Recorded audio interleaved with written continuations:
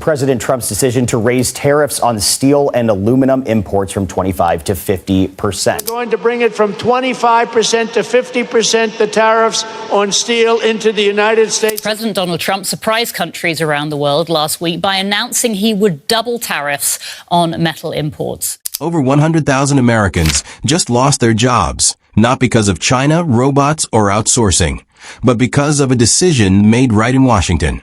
A single policy, signed by Donald Trump, changed everything overnight.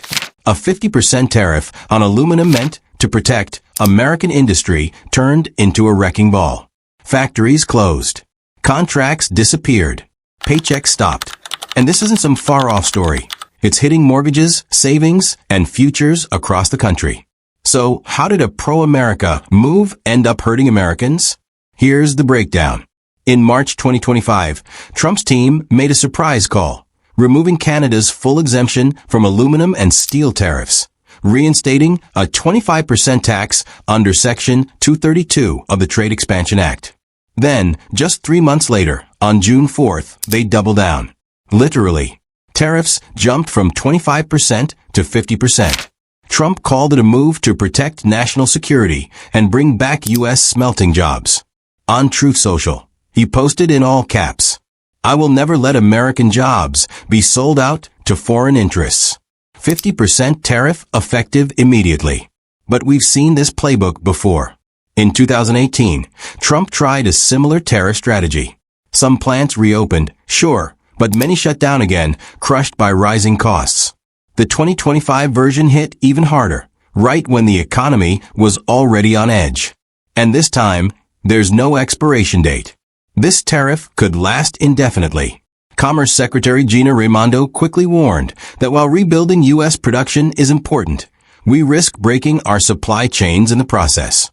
Lawmakers from both parties, in key industrial states like Michigan, Ohio, and Texas, raised red flags.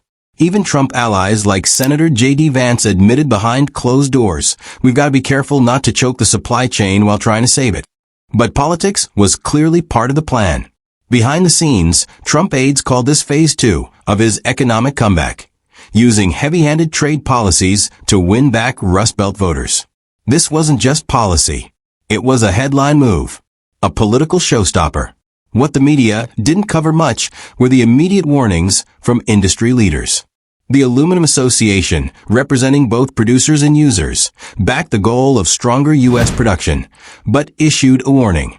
Most aluminum jobs in the U.S. aren't in smelting. They're in fabrication, transport, and assembly, where higher input costs can crush entire operations. For every smelting job saved, up to 16 other jobs could be lost. It wasn't just factories. Home builders, auto suppliers, beer companies, even aerospace giants raised alarms. The American Beverage Association warned that prices could spike, raising costs for beer, soda, and groceries. But maybe the clearest message came from Wall Street. Right after the announcement, shares of aluminum-dependent companies like Ford, GM, Boeing, and Ball Corp dropped 2% to 5%. Bank of America analysts called the move a short-term win, long-term cost bomb. What started as a bold move on paper quickly spiraled into economic whiplash. When the U.S. slapped a 50% tariff on aluminum, it didn't just rattle markets, it blindsided allies like Canada, the EU, and South Korea. These long-time trade partners were caught off guard, and old wounds from the 2018 trade war were torn open. Talks of WTO complaints and retaliatory tariffs flooded diplomatic circles. But Trump didn't blink. Instead, he doubled down in interviews, saying the backlash was proof of success. "If they're screaming, that means we're doing something right," he told Newsmax. To his base, it sounded like strength. But to economists and workers across the Midwest, it felt like déjà vu, with higher stakes. Was this real protection, or just another round of self-inflicted pain? Reality hit fast. Within weeks, reports painted a grim picture. Alcoa, one of America's biggest aluminum producers, warned the tariff could wipe out 100,000 jobs. 20,000 in smelting and 80,000 in related sectors like transport, maintenance, and assembly. Independent analysts echoed the warning. Entire supply chains were at risk. This wasn't theory. These were real people, your neighbors, your town's factories, your local economy, losing ground. Why? One word, cost.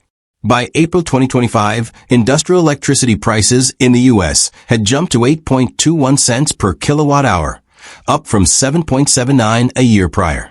In aluminum smelting, where each ton requires over 14,000 kilowatt hours, that difference is devastating.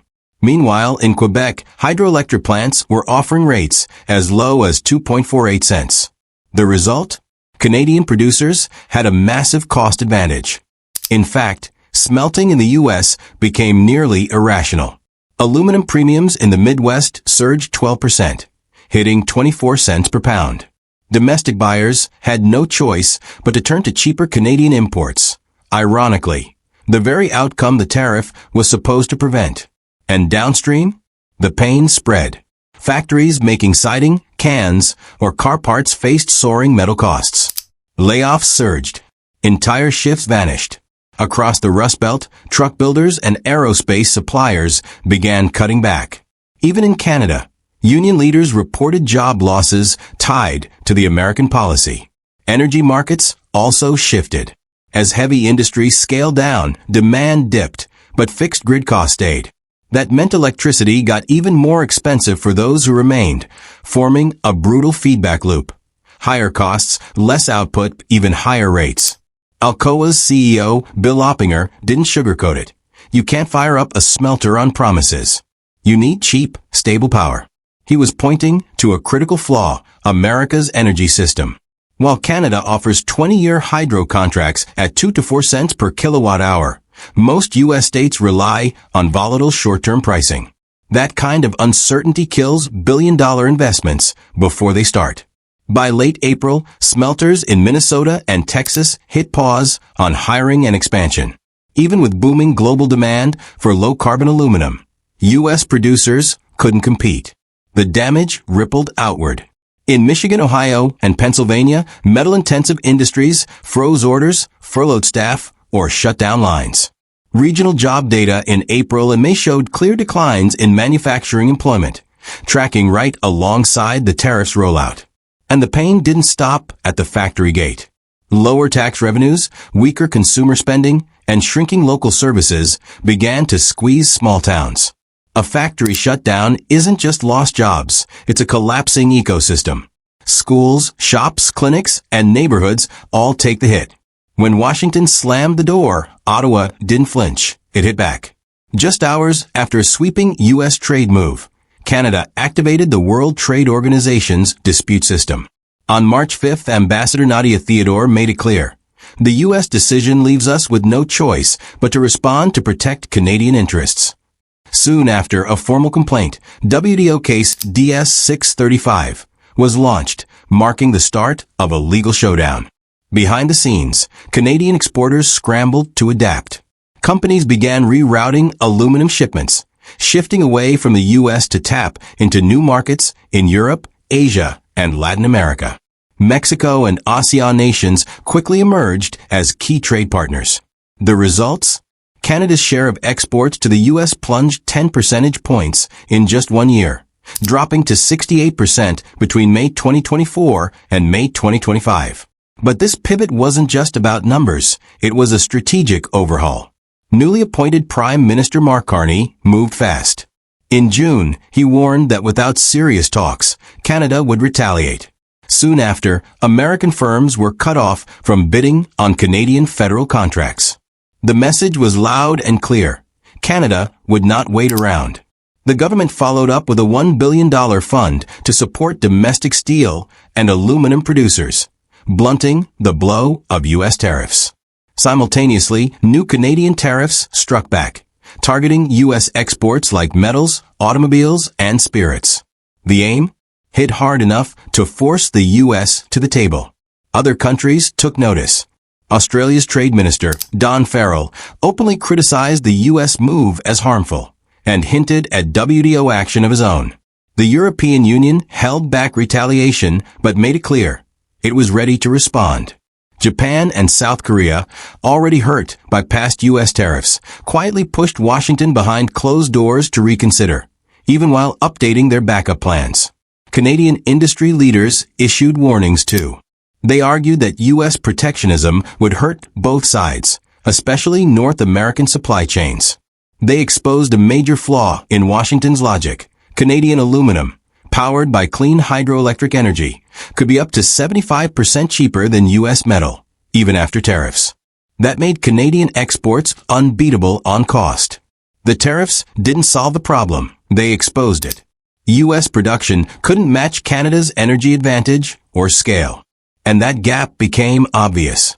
In March, aluminum imports from the UAE exploded, rising to 68,560 metric tons, up from just 16,120 for the year before. U.S. buyers were scrambling for supply, and allies like Canada were no longer first in line. Instead of protecting American jobs, the tariffs raised prices, triggered layoffs, and strained international ties. Experts say it's time to rethink the approach. Some urge Washington to lower tariffs to 20%. Others want tax incentives for clean or recycled aluminum. But the real question is this: should America keep building trade walls or start building smarter energy policies? This was just the beginning. Hit that subscribe button and buckle up.